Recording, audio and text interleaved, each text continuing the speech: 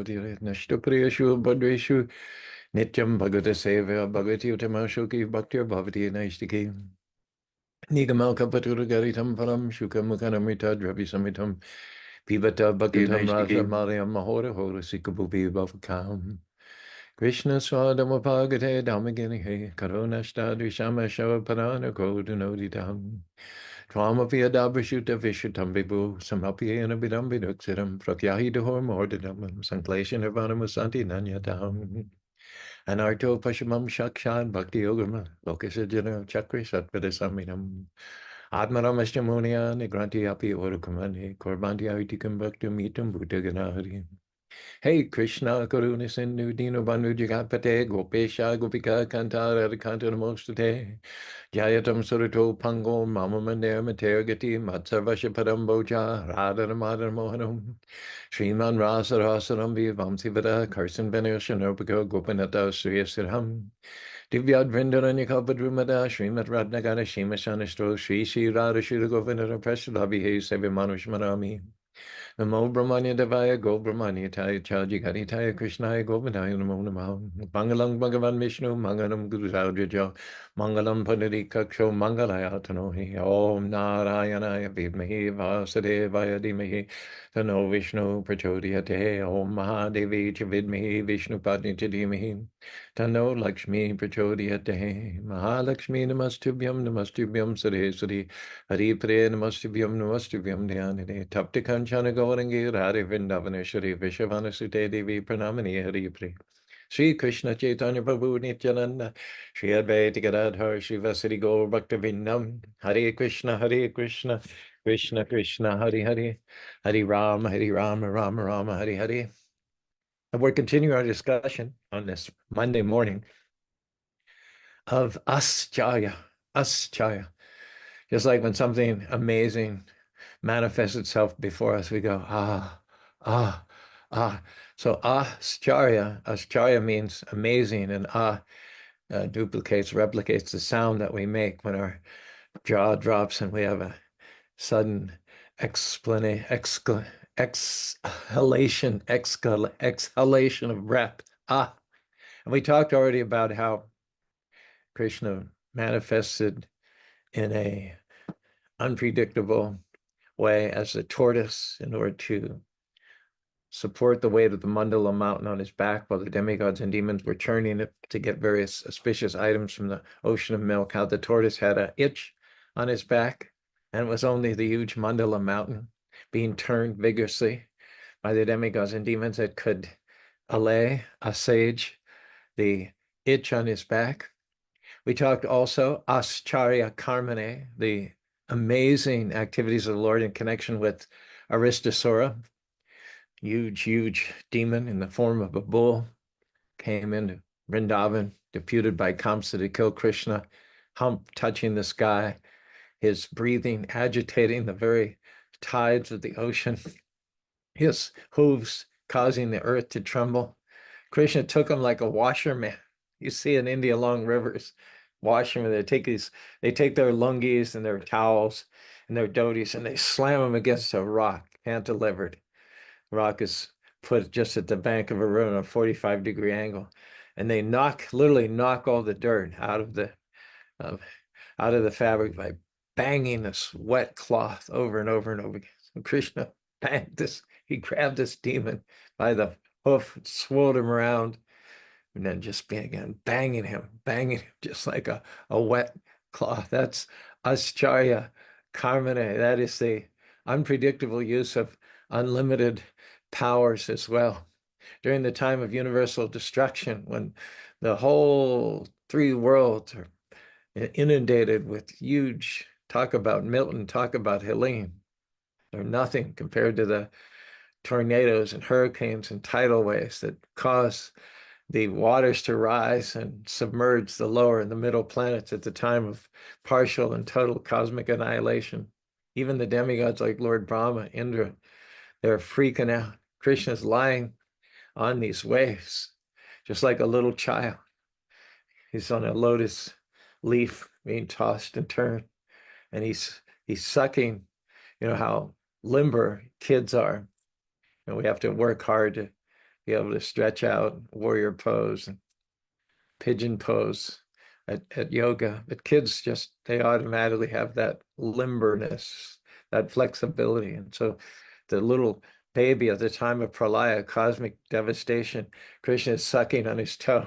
It's been a long time since any of us were able to reach our toes with our mouths. Krishna was doing that. Well, well, so having a good time, just like a child playing in the bathtub. The whole universe is going to destruction. That's Ascharya Carmine. We talked also last week about how he appeared as a little dwarf, 3 feet high, begged 3 paces of land from Bali Maharaj. And after being granted those 3 paces of land, with the first pace, he covered the earth. With the second pace, he broke through the covering of the universe. And then Bali invited him with his third step to put it on his head. And thus Bali achieved complete surrender and fame throughout all the ages as the one who Atma Nivedanam, gave up everything within a moment's notice to Krishna.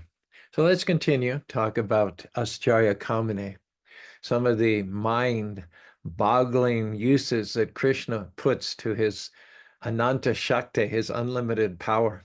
Another protean, shift-shifting wizard that Kamsa sent to Vrindavan. In fact, this was one of the first ones that Kamsa sent. So we can assume from that he's amongst the most lethal, choosing his arsenal of killers, of assassins. We assume that Kamsa would have chosen his most adept assassin first and foremost, and deputed him to go into Vrindavan, change his form, and kill Krishna as well as Krishna's friends. This is Aghasura. Demon appeared as a huge, huge, huge fat snake. In fact, when he opened his mouth, what he wanted to do was give the appearance of a cave, a mountain cave, something that was attractive to the cowherd boys, and something new. They loved to explore. They loved to have all kinds of adventures in Vrindavan. They were fearless because in every circumstance they knew that Krishna would protect them. So calculating very accurately, Aghasura opened his mouth, and his mouth was so wide open and so wide and high that no one could discern that this is in fact a snake lying on the ground. It looked like a mountain, and in that mountain there's a cave, an access. I was just looking at a video of New Zealand on YouTube, and there's many caves that are created by the waters on the bank, on the ocean. Also, if you go to Bryce or go to Arches, water and wind create many arches, many caves, many crevices. So that's what Aghasura wanted to present himself as, a mountain with a cave. And what young boys, 6, 7, 8 years old, can resist going into a cave? In Utah, there are many former mines, deep holes in the ground, where they used to extract coal and various other ores. And knowing quite well that after abandoning those mines, that those openings would be irresistible to young children, they blocked them up. They put iron doors with big, massive locks on them and signs, "Do not play in this area," because the psychology of a young child is such that he cannot resist checking out something new, something that he has not yet explored. Counting on that, Aghasura presented himself as a cave in a big mountain, and sure enough, the cowherd boys came along. Now, it should have given him away. It should have given them a hint. What cave has a really bad, stinking, repulsive, repugnant, fishy smell coming out of it? It was like a wind that was blowing from the toxic guts and intestines of the snake, whatever it was he would eat, and then the nature of his own physical composition resulted in these yucky smells being uprooted and emanating from his mouth into the atmosphere. So that should have given the Gopas a clue that this was more than just a neutral mountain cave. And of course, they're not stupid. knew something was up here. There was more here than meets the eye or nose, as the case may be. But they didn't care because they knew that even if things were not as they seemed, even if this was a wolf in sheep's clothing, even if it was a demon sent by Kamsa to kill them, they didn't care because they knew that Krishna would protect them in all circumstances. So they might have had a moment to pause and say, wait a minute, are we going into a cave or is something else going on here? Is there some sort of an illusion which is meant to lure us to destruction? And they said, doesn't matter which is the case. Krishna is here. He's always protected us in the past. He'll protect us in the future. Let's go. Let's check it out. Let's go with the flow, guys. So they all went in. Krishna came along just a little bit later and he saw that all the boys had entered the mouth and they'd all passed out. Further down they got into the intestines of the snake, the more overwhelming the noxious fumes got, and they ended up losing consciousness. The snake, of course, didn't close his eyes because his goal was not just to get Krishna's friends. His goal was to get Krishna himself. So the snake kept his mouth open. Come hither. Come hither. Snake is patiently waiting. Surely Krishna will come. Surely Krishna is so high-minded that he won't abandon his friends. Maybe Aghasura even knew some of those verses from the Bhagavad Gita. Samaham sarvabhutesham name dveshtishnapyam ye vajanti tu mam bhakta na tehum teshu avastita. Krishna says, essentially, I'm neutral. All living beings are my parts and parcels, so I have equal regard for all of them. I don't have special favor for one as opposed to the other. I don't discriminate against one in favor of another. I don't favor another against another. But anyone who renders service unto me in devotion, I'm a friend to them and they are a friend to me. Maybe Aghasura was even aware of the promises that Krishna makes in the Bhagavad Gita to protect his devotees. Maybe Aghasura was also aware of the stories in the Bhagavatam of all the instances where Krishna did protect his devotees. In fact, there is no instance where Krishna ever failed to protect his pure devotees. So Aghasura is pretty sure that Krishna is going to follow in. He's pretty confident. And so that fuels his patience. He's got a good meal. All he has to do is close and digest, and he's got a really nice meal of cowherd boys. But that's not his purpose in coming to Vrindavan. His purpose is to cut off the head. Cut off the head. Once Krishna is gone, then all the cows, the cowherd boys, the mature cowherd men, the mature cowherd women, when Krishna is gone, they'll be gone. Krishna is their life. Krishna is like the air in their body. So he wants to cut off the head. He wants to kill Krishna. Then every devotee of Krishna will be lifeless. So, and Krishna comes, he assesses the situation. He sees what has happened here. Knows immediately that this is a demon named Aghasura who's taken a snake form, been sent by Kamsa. And there's a very interesting moment there where Krishna, even he sometimes is amazed at his own energies. It says Krishna has had so many incarnations, so many expansions, so many avatars, that even he can't keep track of all of them. Probably gave the examples. Sometimes one person asks, can Krishna make a rock that he can't lift? Prabhupada said, yes, he can make a rock that he can't lift, and then he can lift it. So Krishna can't remember all of his past incarnations, and then he can remember them.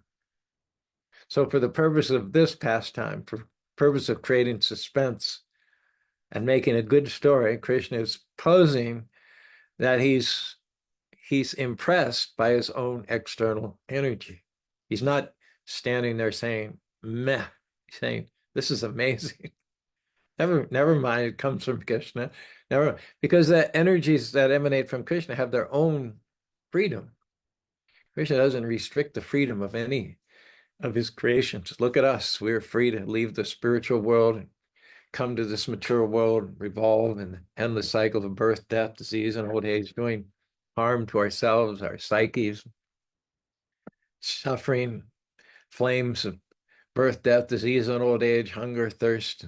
Look at all the things that are going on in the world right now to fuel those flames of anxiety and tension.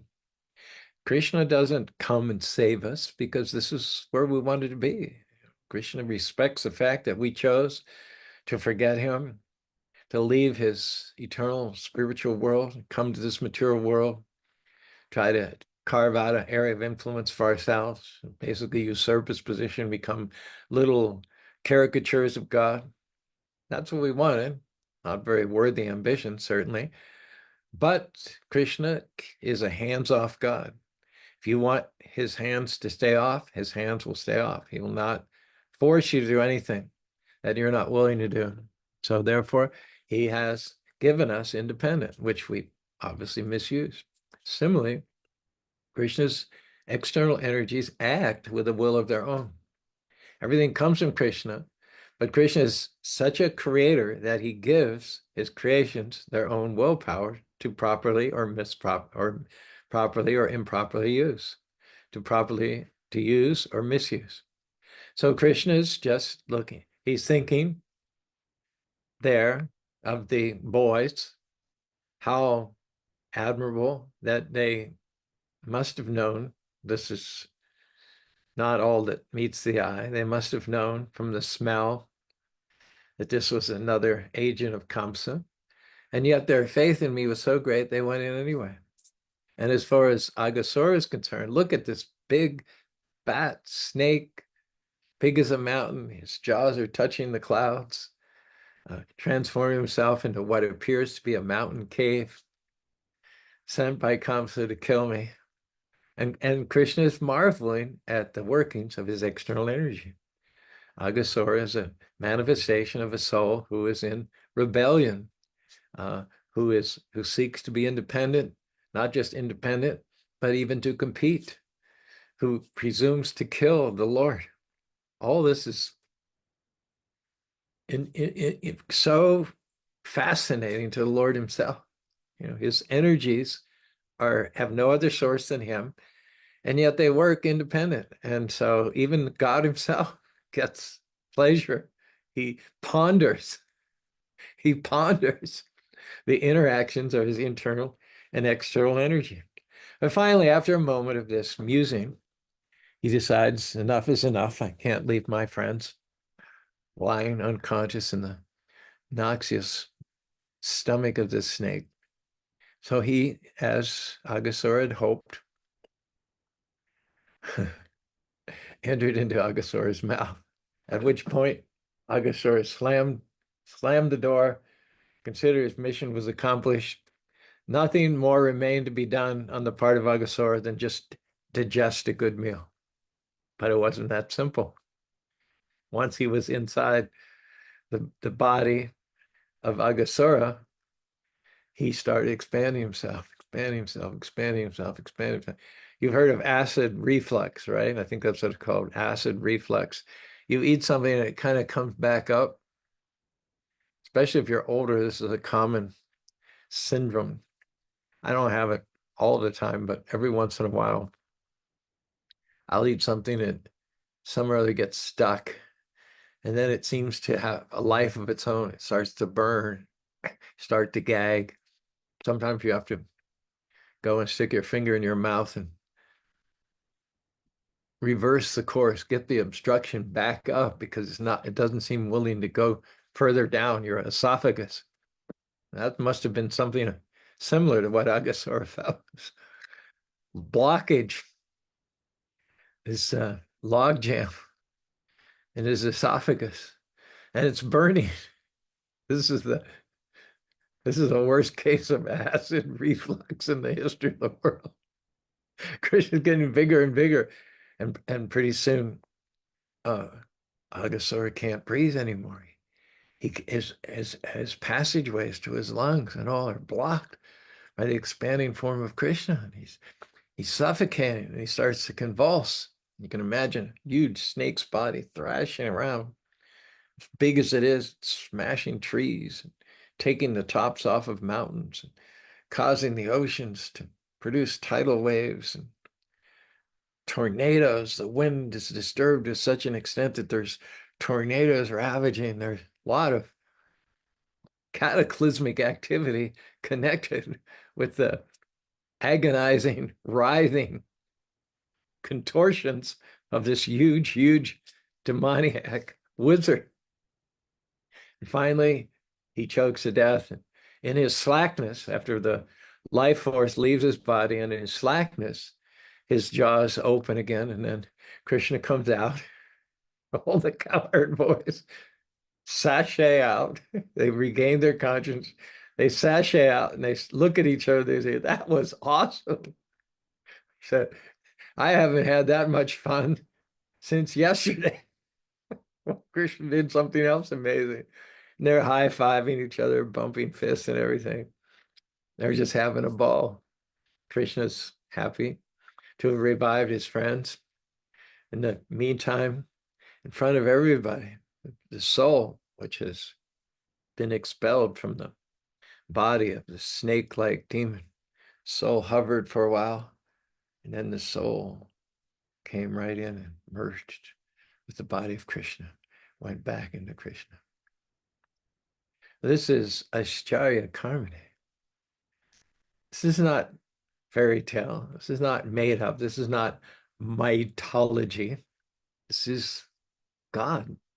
God is fantastic. As we said at the beginning of this series, you either have to make a choice that everything is created by an intelligent designer who does things in a fantastic, mind-boggling way. There's no way we can understand the process of creation. It's so far beyond our ability to understand it. And all we can do is just go through life in a sense of wonder, of awe. There are miracles underneath every one of our footfalls. Turn with a rock and start a wing. Angels rise from their ancient places. Don't miss the many splendored thing. The alternative is to have some atheistic, materialistic view that everything came from a big bang. I mean, look at the idea of a singularity. It's a point, an infinitesimal point of infinite density and power. What is that? What is that? That's just words. Just word juggler. Everything came from a singularity, which is an infinitesimal point of unlimited density and unlimited power.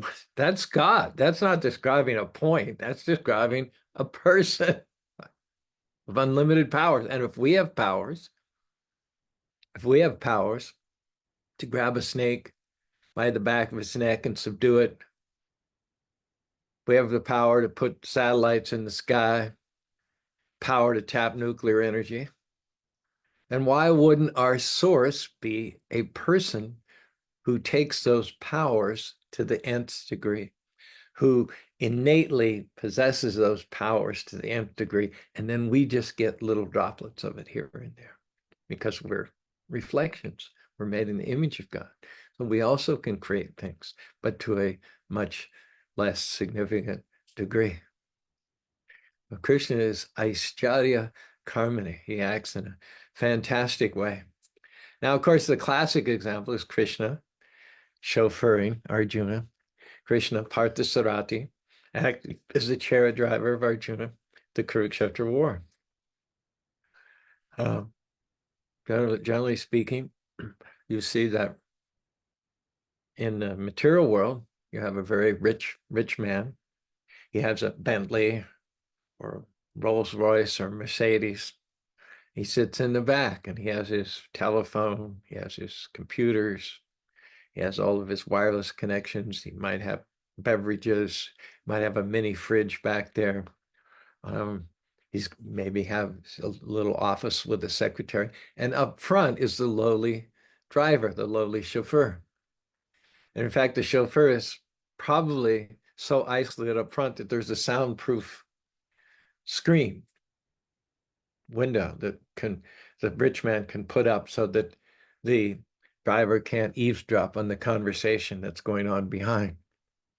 The rich man doesn't want any of his secrets to get out and get sold to the National Enquirer or to his competitors in the scientific world. So that's the standard. We're not surprised to see the cap and a coat and pants, black, the chauffeur riding up front and the rich man riding in the back. And then the rich man, he rolls down or has an intercom. He says, pull over, drop me here, come back at 45 minutes, pick me up. Then the man drives somewhere. He's sitting, smoking a cigarette, reading a newspaper. But in the Bhagavad Gita, it's described the richest man in the world, the most handsome, the most famous, the most powerful, the most knowledgeable, the greatest scientist, the scientist, Krishna, who gave the Nobel Prize winners their brains, as well as the most humble person. He is up front. Arjuna, his servant, is in the back of the chariot, and Krishna's up front with the reins in his hands. And it's not Krishna, the richest man, who's shouting out orders to Arjuna, drop me here, pull over, drop me here, chill, come back in 45 minutes. No, it's Arjuna who is barking orders to Krishna in the heat of battle, in the urgency of the moment. Arjuna is saying, shouting to Krishna almost disrespectfully because of the context in which they're operating, stop, turn right, full ahead, left, stop. Arjuna's literally barking out orders to the richest man, the most intelligent man, the most famous man. No wonder Lord Chaitanya Mahaprabhu told that story. That this is an instance that occurred in the Raghunath temple in South India, Tamil Nadu, I believe. There was when Lord Chaitanya toured the South, he came to this temple, and upon entering the temple, he saw this man with the Bhagavad Gita in his hands upside down. Lord Chaitanya could understand that the man was illiterate. Otherwise, he's trying to read upside down, and he's mumbling, no, no, no, no, no, no. And the other people who are in the temple are pointing and laughing, nudging each other with their elbows, smirking. Look at this foolish, illiterate prophet. He's got the Bhagavad Gita upside down, and he's pretending to read, making some sounds as if he was reading. And Lord Chaitanya noticed in all of that, the tears were flowing from this man's eyes. He thought, if he can't read the Bhagavad Gita, and he can't understand the words as they're written, why is he crying? And Lord Chaitanya inquired as to why you're crying. The man said, it's true, I'm illiterate. I can't read the characters. But I'm looking at the picture on the cover of Krishna, the Supreme Personality of Godhead, full in wealth, full in strength, full in fame, full in beauty, full in knowledge, full in reincarnation. And he's driving the chariot of his devotee and friend Arjuna. He's up front, and Arjuna is barking orders from him. And not only is Krishna following those orders exactly, not hesitating. There isn't any indication that Krishna's thinking, well, he's a little big for his britches, or who does he think he is talking to the way like me? Krishna is fully immersed in his role as the servant of his servants. This is Krishna's preferred position. It's not that Krishna gets off on being on a big throne high above his abject followers who are all with their heads at the floor, eating dirt, singing hosannas and hallelujah. Krishna doesn't get off on that like ordinary people would. Krishna's preferred position is to serve his servants. That's the niche that Krishna wants for himself. And that's why we have Krishna and Vishnu. Vishnu is like the manager. He's in charge of creating, maintaining, and destroying unlimited universes. He's the source of Brahma. He's the source of Shiva. He enters into each and every atom. He's that person that the demigods go to whenever there's a disturbance in the universe and they need help, they need succor, something they can't handle with even their supernatural powers. They go to the source of all powers, Krishna, and they make their appeal to him. And he appears as Rama, Kurma, Vatsa in Ascharya Karmane, in amazing, he uses his unlimited powers in amazing ways. That's what happens when the demigods are no longer able to deal with the situation, when Krishna is above and beyond their ability to control him. Now that same Krishna, he comes down and he relishes the service of his devotees. Vishnu doesn't do this. We don't see about Vishnu. Vishnu is worshipped, Vishnu is served, Vishnu is respected, Vishnu is obeyed, because Vishnu is intimidating. Forearms, discus, conch, mace, club. He's intimidating. When you talk about a God-fearing person, it's Vishnu they fear. It's Vishnu who has the potential to punish them. It's Vishnu who sees their good and bad activities and good, bad motives. It's Vishnu, basically, who makes everything run systematically and precisely. But it's Krishna, the source of millions and millions of Vishnu, whose preferred position is as a servant of his servants. Everybody serves Vishnu, but as Krishna, who is the source of millions of Vishnu, his position of power, of preference, is to serve his devotees. And so when Arjuna barks out these orders almost irreverently, almost disrespectfully, nothing crosses Krishna's mind. Krishna doesn't balk. Krishna doesn't hitch. Krishna doesn't hesitate. Krishna doesn't scruple he gets goosebumps. He relishes with every fiber of his transcendental, omnipotent, omniscient being. He relishes the orders in the heat of battle that Arjuna barks. Aishwarya Ganate Sabhajugade Aishwarya Prema Namamrita. In the Chaitanya Charitamrita, it is said that the chastising words of Radharani, when Radharani criticizes Krishna, it says Krishna relishes those chastising, reproachable, what is it? Reproachable words of Radharani more than the reverent hymns of the Vedas. He'd rather hear Radharani criticizing him than hear the hosannas and alleluias uttered with awe and reverence and pomp and ceremony deriving from the Vedic hymns. This is Krishna. There's a difference in Krishna and Vishnu. Imagine a high court judge. His job is to sit high on a bench, overlooking everyone, dominating everybody, looking down on everybody with a scowl on his face. Judge hardly ever cuts jokes. There's hardly any levity in the courtroom because the situation dictates gravity, not levity. These people have committed crimes. They've caused misery and suffering to other people. They've inflicted bodily harm on them.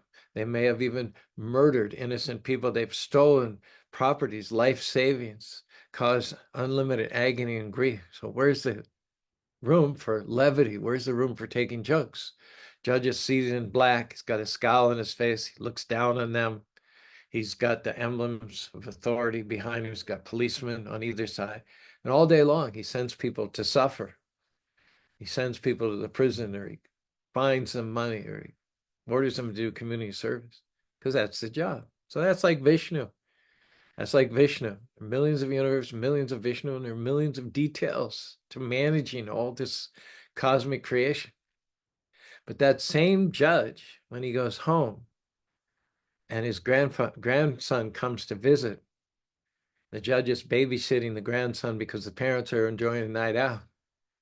If you were to open his door a crack and peek in to see what the judge does in the intimacy of his home, he might very well be down on his knees playing horsey with his grandchild. That judge who struck fear into the hearts of criminals, who with a word sent them off for life imprisonment or 20 years or 30 years or 1,000 hours of community service or fined them $1 million. That same judge who struck fear, who caused quaking in the hearts of hardened, violent criminals, that same judge himself is getting kicked in the sides by the little heels of his grandson. His grandson is shouting out to him, No respect. The grandson doesn't even know that this guy is feared. That this guy, if the grandson knew that, he wouldn't enjoy at all playing with his grandfather. He doesn't know that the grandfather's the same person who strikes fear into the hearts of hardened criminals. This is his horsey. That's all. This is so. Not only is the grandfather not in a superior role when he's amongst those who love him, but you see what's going on here. He's in the inferior role. And let me ask you this honestly: where would the grandfather prefer to spend most of his time? In the courtroom or as the horsey of his little grandchild? If he had his own choice, if there were no criminals, no need to judge, no prison system, where do you think the grandfather would go? Do you think he would go to court anyway, even if there was no criminals, no crimes? No, he would quite happily stay at home all the time. So Krishna becomes Vishnu because of the necessity of governing rebellious, envious souls like you and me. But that's not his preferred position. He doesn't like ordering people around. He doesn't like being the boss. He doesn't like meting out rewards and punishment according to our karma. If we were not causing the disturbances that we do, there would be no need for Vishnu. There'd be no need for this material world, no need for demigods, no need for any of it. You'd all be stalled happily, situated in our original position in the spiritual world. And God would not be a superior. He would not be a disciplinarian. He would not be a monarch. He would not be intimidating. He would be not even above us. He would be below us, like the high court judge. Just in the same way that he drove the chariot as the chauffeur, he assumed the menial role of a driver for Arjuna and accepted the barking, loud, urgent orders of Arjuna, accepted them as flowers, accepted them with love and devotion and affirmation. So this is Ascharya Karmane. When the illiterate Brahmin, as he explained Lord Chaitanya Mahaprabhu, just look at the cover picture of the source of all wealth, all power, all fame, all knowledge, all beauty, and all humility, having come down to help out, to stand by the side of his devotee against the forces of darkness, and then to assume the lowly role of a chauffeur, a chariot driver, to protect his friend and devotee Arjuna. Tears flowed down the face of this uneducated, illiterate Brahmin. Lord Chaitanya Mahaprabhu said, of all these Brahmins, of all these priests, of all these pundits, of all these learned, high-class people, you're the only one that knows the Bhagavad Gita. You're the true knower of the Vedas. By all the Vedas, one is to be known. Krishna is the compiler of the Vedas. He's the goal of he's the target of the Vedas.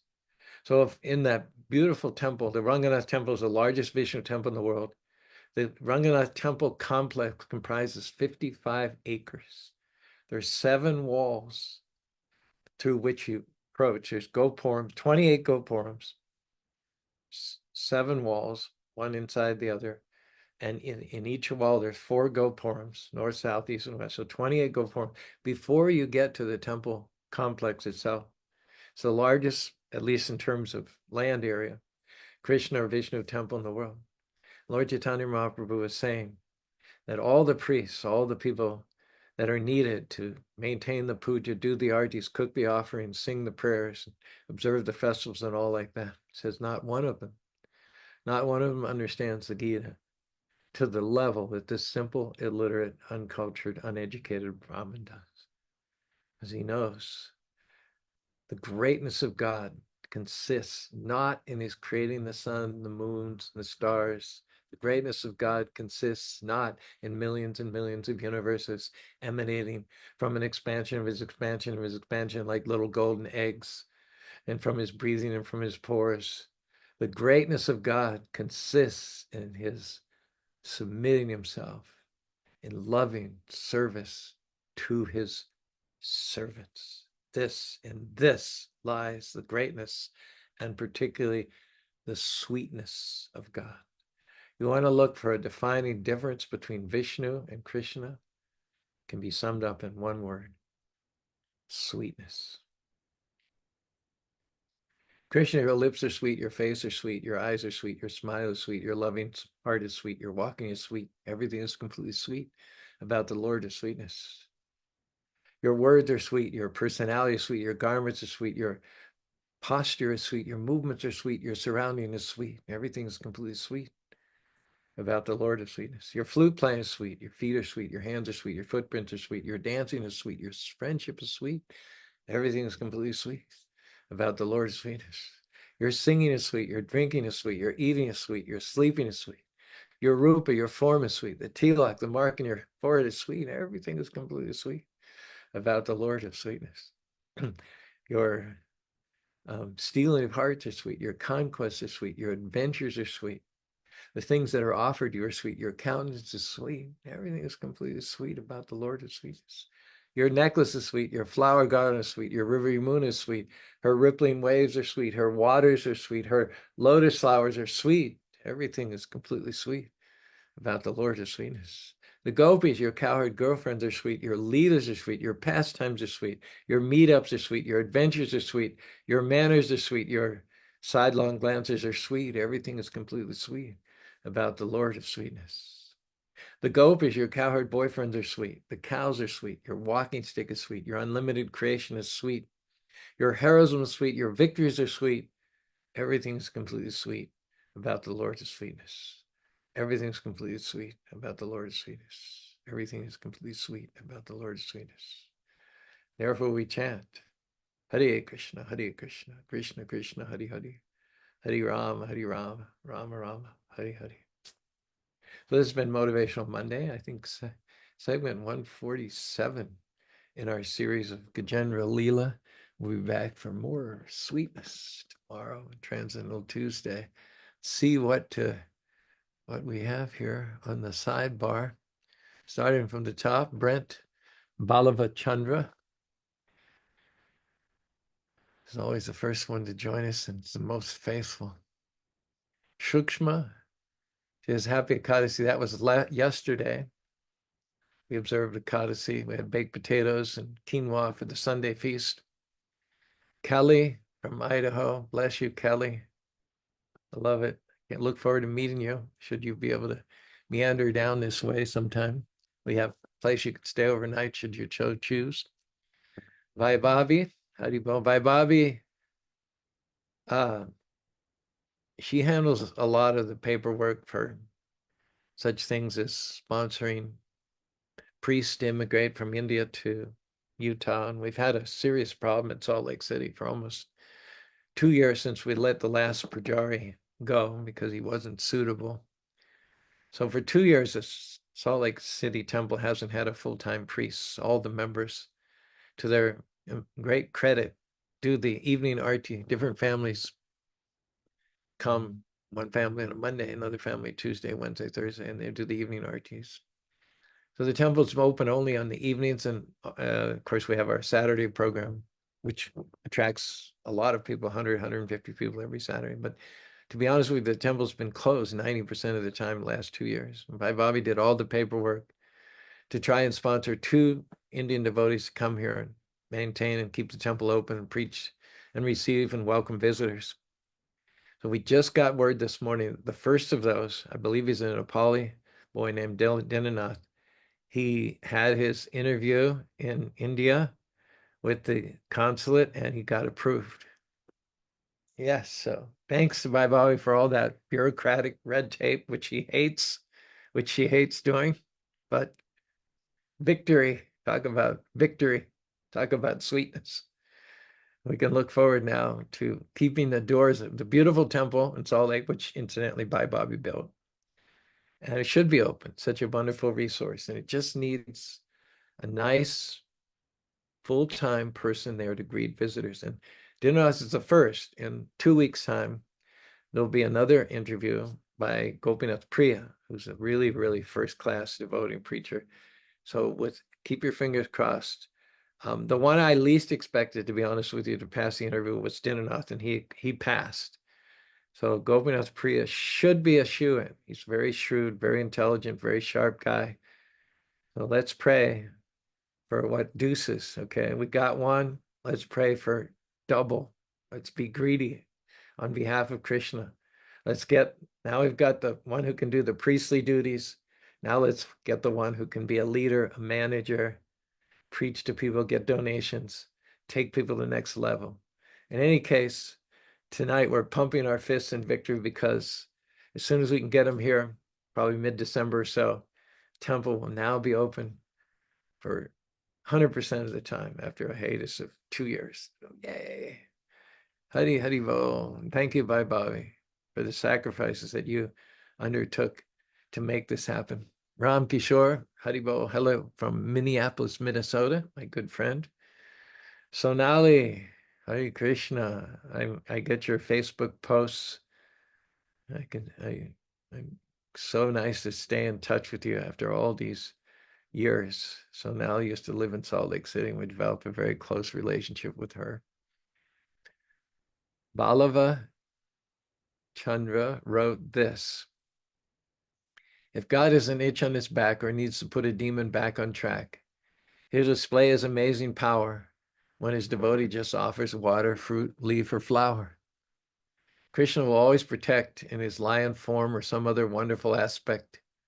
He'll always make it a great story so that his devotees can sing of his glories. Everyone, including Krishna, will marvel at the pastimes. Even demons will change their ways sometimes. Beautiful. If God has an itch on his back or needs to put a demon back on track, he'll display his amazing power when his devotee just offers water, fruit, leaf, or flower. Krishna will always protect in his lion form or some other wonderful aspect. He'll always make it a great story so his devotees can sing of his glory. Everyone, including demons, everyone, including Krishna, will marvel. Yes, that's the point we made. Everyone, including Krishna, will marvel at his pastimes. Even demons will change their ways sometimes. So grateful for that poetic contribution. Pragna Yogi Shah, pranams from Dallas. Happy birthday, Pragna. I think your birthday is coming up beginning of November. And another little short quip here from Vallabha Chandra.